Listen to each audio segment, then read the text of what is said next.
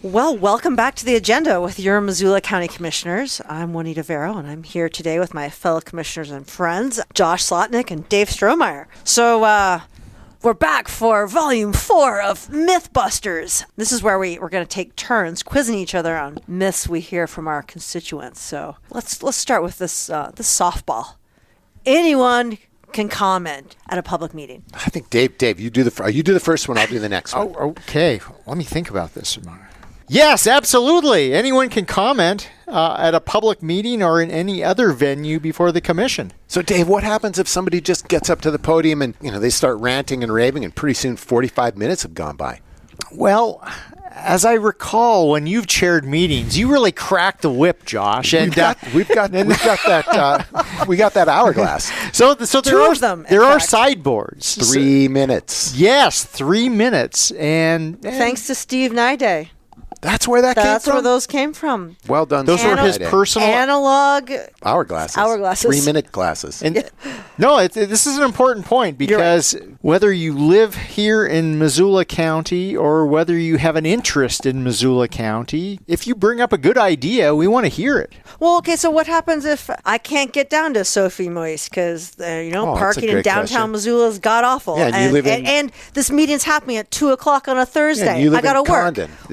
This is called a silver lining of COVID. We figured out how to participate remotely. So that could use your old-fashioned telephone. You can call in and offer comment, or you can use Microsoft Teams and use that as the platform by which you participate. But you can either get down here in person or participate virtually. And where do I get this information? Well, you can call the commissioner's office, among other things, and you can leave a voicemail for us. This is outside the context of a meeting. So let's just step back a minute. You want to talk to Juanita Vero or Josh Slotnick and provide a comment. You can call Dave Strohmeyer. Depends what the issue is. Yes. He's got a legion of bovine-like assistants in between that just keep people at bay. I have a periodic open door policy. Oh, okay. So you can call us anytime about anything at 406-258-4877. Now, if you want to participate in one of our public meetings virtually and not just randomly call into us here at the office, but if you actually want to participate in one of our meetings and offer public comment, go to MissoulaCounty.gov. This is our Missoula County website, and on that page you will find a link to public meetings. Click on that and you can find out connection information about how to participate in our meetings and offer comment if you so desire. Perfect. And ideally, you'll be offering comment within the realm of what is our jurisdiction. Now, sometimes you don't know what that is, and that's very true. That's fair. That's fair enough. But if you are interested in military intervention in Venezuela, or you name the whole range of issues that are clearly outside the scope of the Board of County Commissioners, we'll hear you out for 3 minutes, but we're probably not going to be able to do anything. That's a good point. Both those are really good points. I just want to reiterate them. You can come talk about anything you want for 3 minutes, but please ring fence your expectations, knowing if you can what it is we have jurisdiction over and what it is we have. What's that verb again? Put a ring fence. Put a ring fence. I could not understand. Okay, ring fence. Yeah, gotcha. Your expectations if possible. But you can talk about anything you want for 3 minutes. And if you're interested in things that aren't on our agenda, but you've heard about them, you should really check out MissoulaCountyVoice.com because there's a plethora of county projects there that allow folks to provide feedback and also get questions answered straight from the horse's mouth. So what are some of the things that are on Voice right now that people could respond to? Funny you should ask, Josh. The last time I checked, there's a handful of items on there, and these are basically sketching out some areas of prime interest on the part of the public. Where decisions will be made. And there's an opportunity on here to offer comment. So, for instance, again, the last time I checked, I believe on Missoula County Voice, there was a floodplain mapping link. Oh, yeah. That's going on as we speak. There's something I heard brewing in our community related to feral horses, so there's a link on there for that. There's a Brownsfield issue link. I believe there's Blackfoot Crossing development out in Bonner. We've heard a lot about that from our constituents in West Riverside. Lolo Water and wastewater. I mean, there's a variety of land use projects. And, least but not least, I think I saw on there the Y infrastructure plan. Yeah, these are all big. These are all big projects that are brewing, and it's important if you have something to say that you get out there and say something. Sharon, is that on there? Isn't it still on there? Are there old projects there too, so that you can see what the county's done in the past? Okay. If you want to check out what's happened in the past, absolutely. And what we've accomplished. Well, we've some things that have been done. That's great. Yeah, we're very excited to have this as a resource to gather public input. We get to read these things, so your words are heard. Can I ask the next question? Of course. Okay. Who among us wants to talk to money? And talk to money? Well, talk about money. Okay. You can talk to it, or you can have it as a conversation partner. I would love to chat about this. Well, here's the question, and I take it that you're volunteering to answer this one, and that is, can we spend Missoula County tax dollars on anything whatsoever that the commissioners want to spend it on? Yes, if you have the cojones to do it, yes, you can. I want to expand. Saddle up there, Juan. I want to expand on this, and my friend Juanita is absolutely right. Tax dollars, yes, but what I feel like is the big misconception that underpins this question, and it's around our budget. And for a lot of folks, they use the federal government as kind of a model. So if they're spending at the federal government, it must have come from income taxes. If you want to get taxes down, reduce spending, because they are opposite sides of the same teeter-totter. That is not how it works in county government. 2/3 of the money we spend does not come from local property taxes. Juan is 100% correct. We can do with property tax money, tax revenue, mostly as we wish, but that's only 1/3 of the revenue. And as Juan said, if we have the cojones, because spending, collecting, asking for property taxes has to be done really thoughtfully, carefully, and it's also in a very tight box written by the state legislature. Just put that aside for a moment and talk about the 2/3 of the other money that we can spend. That comes from grants, either they're competitive or formulaic, from the state and the federal government. Also comes from fee money, fee for service. To say that that money comes with strings attached is a great understatement. It comes with giant cables attached. Case in point, Marshall Mountain, because a lot of people were really excited about this, and some people didn't like it. And they said things like, wait a minute, why don't you just fix Boy Scout Bridge instead of buying Marshall Mountain? As if we could take the Marshall Mountain money and use that to fix Boy Scout Bridge. The money for Marshall Mountain came from a voted on bond. Sure, it's a whole bunch of money in the open space bond, but that has a big cable that says this money can only be spent on open space, purchasing conservation easements or doing some other work associated with open lands. It can only be spent in that way. We get money from a small tax on cell phones. We don't institute this tax. This is a statewide thing that we can use for Office of Emergency Management. We couldn't take that cell phone money and use it to fix Sunset Hill Bridge. Sorry, Juan. This money comes with strings attached. 2/3 of the money we spend is not fluid. And this is really difficult because in no other realm but government does this, almost in no other realm but government does this exist. A little bit in nonprofits, but certainly not in the private sector. So my family's had a family business forever. I know Juan's has many generations longer than ours. When we bring in revenue, we can use that money to pay any bill we like or to invest in our business in any way we like. That is not how it works with government. We get revenue from this small cell phone fee. We can only use that on emergency management. Well, maybe another example would be something we talked about this morning, our open space bonds. Mm-hmm. This won't be for the voters. Yeah. But I think that the take-home message there is that voters cast their ballots in favor of, and you might disagree with it, but it's democracy. It's democracy. A majority of folks in Missoula County voted to tax themselves for open space, and as such, that money can be used for that and not anything else. And the dictates for how that money was spent was in the ballot language. I mean, it wasn't just like they voted on this thematically. The exact words that describe how the money can be spent on, that was on the ballot. What about really pressing issues that are emergencies, or we were talking about the homelessness? So Juan, how can we address that? You are right about we can spend tax money in almost any way we want, But I would say roughly, I'm going to go out on a limb and say in the 80 to 85% range of things that we do,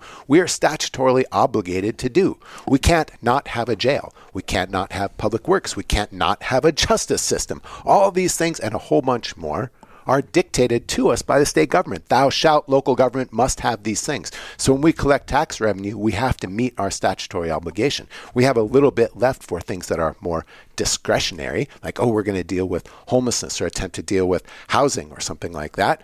But it's such a tiny amount. It's a tiny fraction, and we're also statutorily capped on how much tax revenue we can bring in. We have a far better chance, I think, at funding these things by looking for grants or having voters vote on them. What are you talking about, these things? What do you mean by these things? Things outside of what we're statutorily obligated to do. And even things that we're statutorily obligated to do, like roads and bridges, the reality is there straight up is not enough money to meet the need. So you look back at this last budget cycle, and we denied several $1 million of requests that staff brought before us, and for really important things. Yes, they were do their jobs. None of them were. They are mandated to do. They were not frivolous, and there were hard choices to be made there.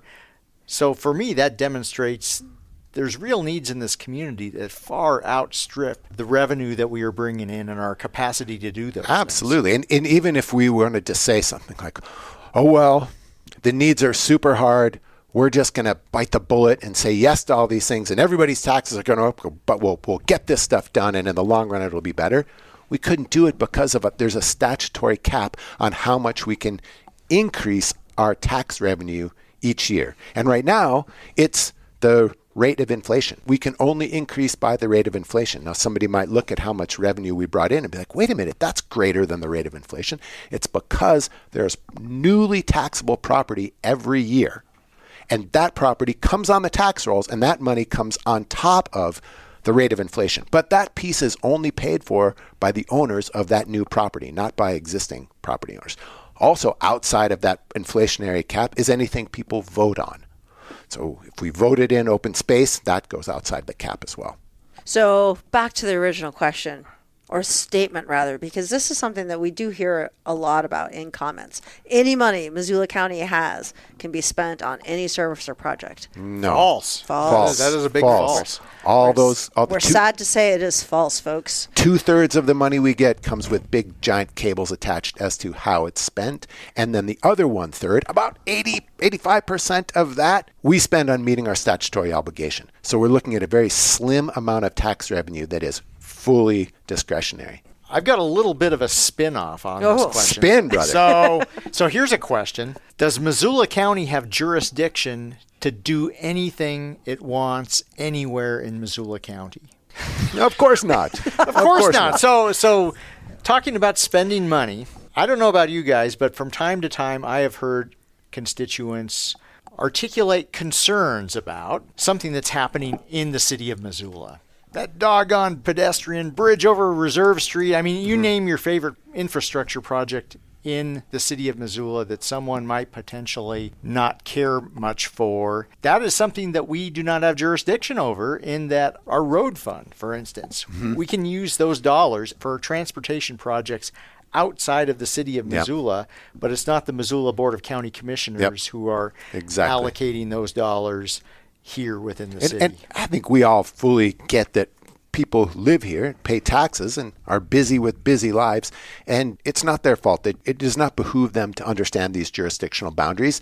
They pay money into the system. They want the system to work. That totally makes sense. And the reality is there are very clear jurisdictional boundaries that define responsibility, funding sources, and where money can be spent. And outside of the city limits, we are not the only elected representatives. We are not the only decision makers. We have an incredible sheriff. We have an incredible county attorney, an incredible clerk and recorder, some amazing judges, an auditor, all of these people. Superintendent of schools. Superintendent of schools. So let me reframe this as a question. Does the Board of County Commissioners have jurisdiction over all of the other elected officials in Missoula County? No. Not at the top of the org chart. We ultimately pass a budget and are in charge of taxes, But in terms of the day-to-day operations of specific areas of Missoula County government, I can mention the Sheriff's Department or the County Attorney's Office or the Auditor or the Superintendent of Schools or the Clerk and Recorder. Those elected officials manage the day-to-day operations of their world. We do not have say there. Statute describes what has to be done, but all those officials operate within that statutory defined box and make decisions as they see fit. And if the public doesn't like it, they can vote them out and vote somebody else in. That's why these people are elected and electable. Well said. Oh, let's do TIF. Ooh. I've been talking too much, but I love TIF. But I know. Well, This is yours. Someone you want to go for it? Let me Yeah. cue up the question here, and whoever wants to take a stab at that, please do. So here is the potential myth. Private businesses can use tax increment finance money for anything they want. True or false? Absolutely not. Don't worry. This next monologue is only going to take about 45 minutes. So just hang tight. No, I'm just kidding. It's a multi-episode. It's a multi-episode yes, thing. okay.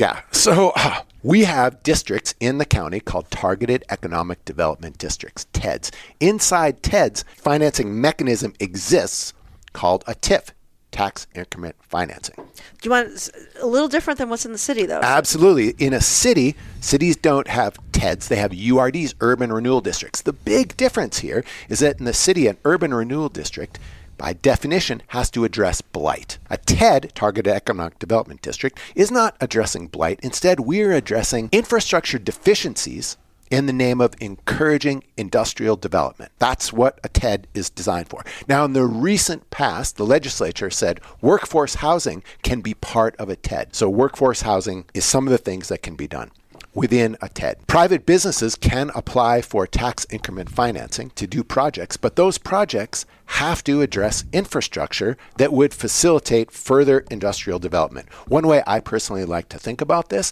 is that the infrastructure would outlast any one business. So it might seem like, I'm going to make one up, Acme Manufacturing is looking for a sewer line. Well, oh my goodness, we are just throwing Acme Manufacturing a bone and choosing winners and losers, and this is terrible. This isn't how government's supposed to work. The idea is that the investment catalyzes economic development. Now this business, Acme Manufacturing, is going to exist. And if they go away, now there's a building with a sewer to it. So now the next factory or manufacturing entity can occupy that space and hire people and move forward. Sidewalks are infrastructure. Acme can go away and be replaced by Amalgamated. How did we do fans? These are 20th century corporations. Now it would be called something like Sinesco or something. Altura. Yeah, how about the fans at the Bonner Industrial Park? Yeah, so way back Big when. fans when... Yeah, cryptocurrency. Way back when in the before times, prior to the pandemic, there was a Bitcoin mine factory out there at the former Bonner Mill. They wanted new fans that would keep their servers cool and make less noise, which offended the neighborhood.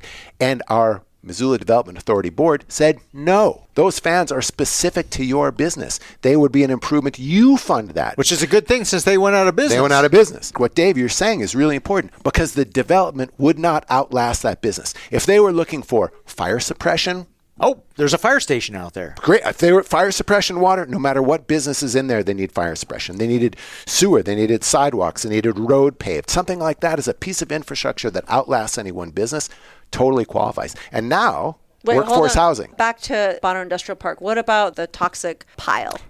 What do we do to get rid of that? Well, we use TIF money to get rid of the toxic pile because imagine if the toxic pile is still there, no business can be there. What's a proper term for it? Because toxic pile... It was a repository. What a great euphemism. Repository. It could be like a repository of information. I know. No, it was a repository of toxic waste. But once that repository is gone, a building can be built there and a business can inhabit that space. And once that business goes away, another business can inhabit that space. So there's a public benefit piece of it. Infrastructure is a public investment that I believe yields private prosperity. And that's the essential equation that undergirds TIF. So there have been a lot How long about did TEDs last? Oh yeah, keep going. So there's been a lot of talk, and I think this is well-placed talk and well-placed concern about URDs in the city and TEDs in the county, that these things last too long. Because as property taxes go up inside the district, the gain in property tax revenue is not shared by all the taxing jurisdictions, whether that's a fire district, schools, or county government. Instead, that money that increase is sequestered inside the district to fund these projects, even if the responsibility for providing services by all those jurisdictions goes up. So it's a bit of a not so well funded mandate. Thou shalt must provide schools and education, but we're not going to pay for it. So I totally understand why that consternation is there. I think that our state legislature is well aware of this and has started looking at URDs and TEDs and begun to put more sideboards and tighten these things up. And I think we at the county have done we've taken some thoughtful measures about the collection of tax increment financing revenue in that dial can be adjusted. Are we going to keep 100% of the revenue we keep inside the TED to fund projects? Or can we say, we're going to keep 60% or 70% and return X percent to some of the other jurisdictions like the fire district or the school district. So it doesn't have to be all or nothing. I also think we can be really thoughtful about when we use this financing mechanism to bond and make sure that the life of the bond doesn't add dramatically to the life of the district. What's the life of districts now? Typical lifespan is 15 years. And these districts can bond to cover the cost of very expensive infrastructure. We just need to be really thoughtful about when we do that bonding so we don't extend that 15 years out to some really 30, distant. 40 years. Yeah. I do want to note that in the county we've been good about this and that we have TEDs that have sunsetted and expired. And now the added revenue and the development that happened there is all in the tax rolls. Also, I want to say one more thing, and I promise I'll be done. I think it's a mistake to look at the return on investment as only tax revenue. Oh, totally agree. So look out at the Bonner Mill. There was a time when there were nearly 1,000 people employed out there. Then there was a time when there was a couple dozen people employed out there. Now there's like between 600 and 700, something like that. And those 600 to 700 people are employed not in a precarious sense in that they all work for the same business. And if that business goes away, they all go away. The return on the investment in the TED is not just that the repository got hauled away or there's better fire suppression water.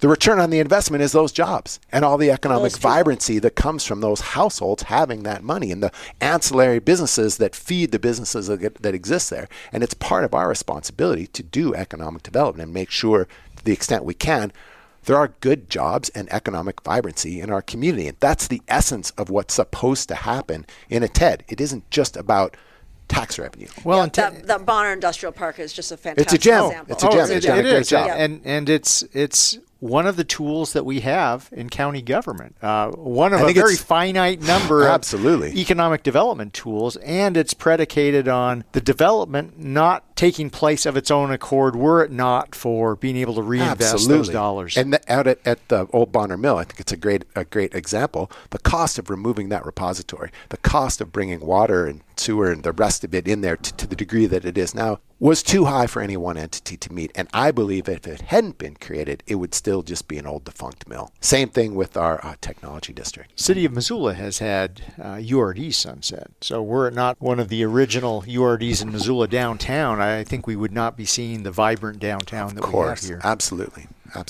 And there are some URDs in the city that have gone on for a very, very long time because of continual bonding. And there's been a great return on the investment in terms of job and economic vibrancy, but there's a cost in that really long life. And I think when we have a thorough and real discussion about TIF and TED and URDs, we need to talk about all of it. Josh, I know you could not care a whit about TIFs and TEDs, but nonetheless, I'm going to take a stab at this. See if you still have some energy left to answer this one. So when it comes to decisions about tax increment finance dollars, are these made by some just advisory board out there, or do the county commissioners play a role in decision making? This is a great question, Dave, and a great myth buster, because in this way we are different than city governments. And this isn't evil Missoula City. This is city governments versus county governments. So the way that TEDs as a districts and TIFs as a mechanism are managed here at Missoula County is that we have an advisory board called the Missoula Development Authority. And this board is made up of subject matter experts in things like real estate, economic development, engineering, and infrastructure. We created this board, and this is according to statute. The MDA board would meet and hear a request to create a TED or to spend money in an existing TED. They make a recommendation to us, to the Board of County Commissioners, and then we say yes or no. So the unelected appointed board of subject matter experts takes public testimony, asks hard questions because they actually have real expertise in these areas, and then they make a thoughtful recommendation to us. And then we get to review that recommendation and give it a thumbs up or thumbs down. And it means a lot if this board comes to us and says, oh, it was a 3-2 vote. Well, man, that's really tight. We really need to dive in super hard. If it's a unanimous vote, yes or no, of course, the three of us will look at it and do our due diligence. But it means an awful lot if this appointed board of experts speaks with one voice or a divided voice. Thanks for that. Do you want me to ask and you answer? No. I like Dave, asking. you better. I've been talking too much. County spending is not audited. False. We have a county auditor, an elected official. we're elected. That's we're elected. Sneaky. Yes, this is one of the 11 elected officials for Missoula County. I got to ask you this, Dave. Yes. Why is he elect? Doesn't require any political ideology to keep track Rub of the abacus? money in and money out. Like, why elect this guy? Why don't we just appoint him? Well, by state law, we haven't elected. Some places don't. Well, the size of our county. Yes, there you By go. virtue Yeah, of the bring it. size of Missoula County, we have a standalone elected county auditor. It's not merged with any other elected offices, and we do have a few elected offices that are merged together. This is not one of them, and our county auditor actually goes through and examines and investigates claims presented against Missoula County. So the bills that... What is claims? Is people suing us? Is that No, not that. Well, we do on occasion get sued. But that's not the auditor's job. Think about purchases. So we Okay, purchase okay. a lot of things, and we get invoiced for a lot of things. We're still paying off Juan's Jaguar. I mean, that thing's going to take years to Jaguar. The Jaguar. So yeah, each of those purchases, our county auditor and his staff go through them and compare what was purchased with what is an allowable expense. So I get that statute says the county's a certain size, we elect this person, but really what's the underlying logic there? I mean, why elect somebody who doesn't have a political side to them? They're just basically an accountant. Why should this person be elected? Who doesn't report to us? Doesn't report to anybody but the voters. No. What I wanted to highlight here is that the independence of an elected official allows this person the space to really go after our books with ethics, accuracy, and the law in mind. Because they can't say, I'm going to give this contract to Josh's brother-in-law, and if I don't, then I'm going to get fired because the commissioners appointed me. We have no authority over the auditor, which I feel like is super important because we do have authority over spending. This person can look at our spending without fear of political retribution. We have no power over the auditor. I feel like this independence is very important. And this person also is both independent from us and the finance office that we directly supervise Absolutely. and have oversight over. And this individual is also independent of the county treasurer, Yes. another elected official. The auditor only answers to the voters. So besides the auditor, we also, by state law, external audits. We have audits done of our work. We have audits done of our work. That would be the appropriate way to phrase that. Yes. Yeah. And if I remember right, and please you guys correct me if I got this wrong, we've had some issues here in that we hired auditing firms that left before the audits were done, and we had to go find new firms. And Twice in a row. And apparently there is a paucity. A few firms nationally that do this type of work. Local government auditing is not a super common thing, and there's not a ton of money to be made there. So people who have these skills work in the corporate realm, not the local government realm. So it's been difficult to find firms to do it. But now we are all caught up and back on schedule, and look forward to continuing our relationship with this firm out of Pennsylvania or something. We tried Montana and struck out. There's nobody here who wanted to do this work. Okay. I don't know when folks will be listening to this podcast, but as we record it, we are just but a few days away from Thanksgiving. So it seems appropriate that we take this moment to maybe deviate from the questions we typically ask our guests and and just see if we have anything to be grateful for. What's going well? What are we thankful for? Oh man, I'm in the midst of reading Everything's Tuberculosis because our last podcast guest was Gina Miller, our director of Missoula Public Health. That was her recommended book, and it is so good. And I am so grateful to live in this community with access to the healthcare that we do have access to, and I'm grateful for the health of this community. I'm grateful for the two of you. Oh. It's That was going to be mine. Well, it's like the gift of the Magi. Exclamation point. No, Yeah. it's great serving with both of you and serving with a great staff, communication staff in particular, who has opened up to creative thinking to do things like what we're doing right here and use podcasts or other means of just reaching out to our constituents and the community. But yeah, it's great being surrounded by smart, thoughtful, caring, and committed colleagues. Oh man, I want to that's take wonderful. mine back, right back at you guys. Yeah, Both I of was you. going to be mine. So that's a gift of the Magi thing. There's an ancient cultural reference nobody will get. It's okay. It's all right. Well, it's my specialty. That holiday is coming up. Dave, you realize I'm turning 86 next week. Right? You don't look a day over 90. Dave, you're a swell guy. Right? Okay. So, for what I'm grateful for, I'm going to build off of what you just said. And I was just chatting with somebody in Butterfly Herbs, another meeting right before this. I feel like all day long we engage with really smart, committed people who love where they live, and their passion stems from that, whether they represent the business community, the nonprofit community, regular old people, staff members, folks who work for other governments. Like all day long, I get to talk to really smart, really committed people who are coming from a place of loving where they live. And I feel so grateful that that's the basis of my job. And that we get to be part of creating the place, That's right. absolutely, the place that people love to live, where people love to live. Like, what a huge responsibility and what a huge honor. It is. I'm grateful for the challenge that is the obligation of attempting to meet the expectations of those folks. Happy Thanksgiving, all. Happy Happy Thanksgiving, everybody. Thanks for listening to The Agenda. If you enjoy these conversations, it would mean a lot if you'd rate and review the show on whichever podcast app you use. And if you know a friend who would like to keep up with what's happening in local government, be sure to recommend this podcast to them. The Agenda with the Missoula County Commissioners is made possible with support from Missoula Community Access Television, better known as MCAT, and our staff in the Missoula County Communications Division. If you have a question or a topic you'd like us to discuss on a future episode, email it to communications@missoulacounty.us. To find out other ways to stay up to date with what's happening in Missoula County, go to missoula.co/county updates. Thanks for listening.